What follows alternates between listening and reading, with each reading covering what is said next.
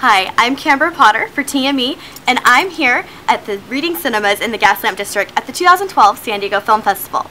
Now, I just watched a phenomenal screening of 321 Frankie Go Boom, and I'm actually here with director and writer Mr. Jordan Roberts. Thank you for your time here. It's a pleasure to be here. You flattered me very nicely just now. Thank you. Well, you're welcome. I try. So I have a few questions for you, Mr. Roberts. First of all, a fan actually wanted to know this. How did you get Ron Perlman to play a drag? Ron needed no persuasion. He read the script and was really into it. Knew on page 5 that he was going to do the movie. I'd offer him the role of a kind of has-been movie star.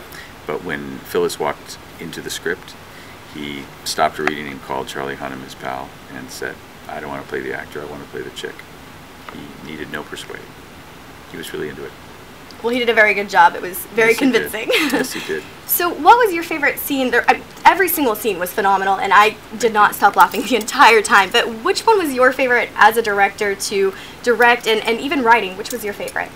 There's a scene early in the film where the two romantic leads, Charlie Hunnam and Lizzie Kaplan, meet, have a very complicated, unsuccessful sexual union that leads to a real kind of intimacy, and I just love that scene. It's very funny, but it's very real. It's very deeply humiliating and honest, and I just love it. I loved it. I loved telling Lizzie Kaplan to reach in and grab Charlie's dick.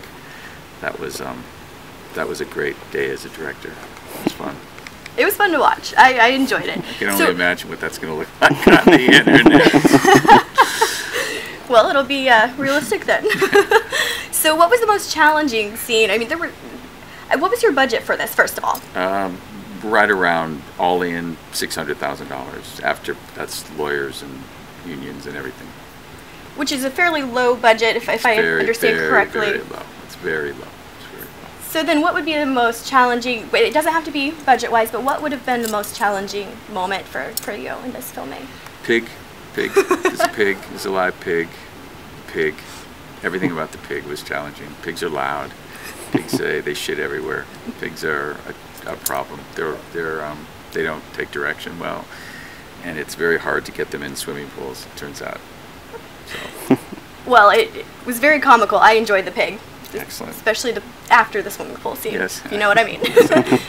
Well, thinking back, when you first saw your work on screen, what were you feeling the first time you showed an audience your film? This film? The first time I showed it was a bunch of college kids, and it was in Charleston, and we hoped that it was funny, but we had no way of really knowing. We'd shown it to 5 or 6 people at a time before that, but we showed it to 400 students at Charleston, and it was a blissful evening. I'll never forget it, because it was, it's a really funny movie.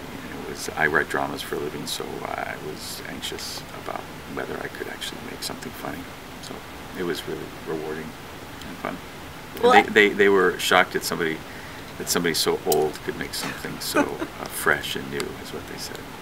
They said it about 10 times. You're really old. You're really old for this kind of movie. I don't know about that. I don't think you look so old.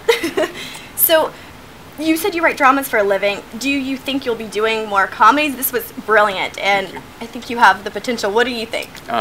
I wrote this and made this so that I could stop writing dramas, and it's been successful. I write comedies now for Hollywood. I mean, that's my day job. Well, I'm looking forward to what else you'll be coming out with. Thank you. When you were a child, what did you aspire to be? Have you always wanted to be a filmmaker? No, I wanted to be a historian and a psychiatrist, shrink. And then I tried out for the school play at college, and I got a call back, and then they didn't cast me, and that was like so intoxicating to be told yes and then told no. It was like awesome. I mean, that had happened romantically. The idea of doing that for a career was so exciting that I immediately became an actor. So did that for about 20 years. Failure. Miserable. Terrible actor. Well, it looks like directing's going really well for you. Writing and directing is a much better gig for me. Now, in the industry, do you have anyone that you've always kind of looked up to, either actor or director, and probably more on the director side since that's what you're doing right now? Do you have anyone that's your role model in the industry? I love David O. Russell. think he's a great filmmaker, and he makes really, really real, really funny comedies, and I love that. My best bud, Peter Hedges, is a filmmaker. He inspires the heck out of me. You know, he's got a gigantic heart that he brings to everything he does. Love Cameron Crowe. Very cool. Well, what can we expect to see from you next? Do you have any projects that are lined up, or? I'm writing a bunch of things, some for hire for studios, some for that I won't sell, that I'll make like this, though I probably won't pay for them again. Don't pay for your own movie. But I'm not sure. Something funny, hopefully. Well, I'm looking forward to seeing whatever that may be. And my last question for you is, did this film, where did you come up with the inspiration for this? Does it reflect your life at all, or is it just fresh off the top of your head? I wanted to make a comedy about humiliation. Felt very humiliated after my first film was roundly criticized in the press, and it really stung for a while. And I thought that it was an interesting process to come out of hiding after being told that a bunch of people didn't like my movie. So I thought, I'm going to write a story about that. So instead of some artist, I decided to make a movie about somebody who'd been humiliated in love. And that's where it started.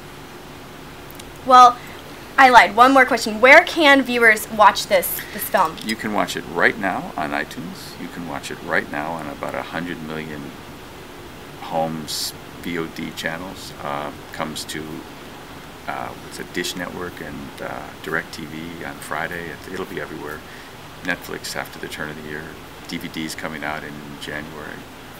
You can find, and you can apparently pirate it on every pirate site in the world right now. That's unfortunate. Well, I highly recommend everyone go purchase the DVD when it's out. You said in January. So you can. The DVD's coming out in January. Everyone needs to purchase the DVD. It's on cable and VOD right now. Well, thank you so much for your time, Kambra. Mr. Roberts. I really appreciate it. And everyone, that about wraps it up for today, day 2 of the San Diego Film Festival. I'm Kambra Potter. That's my entertainment. What's yours?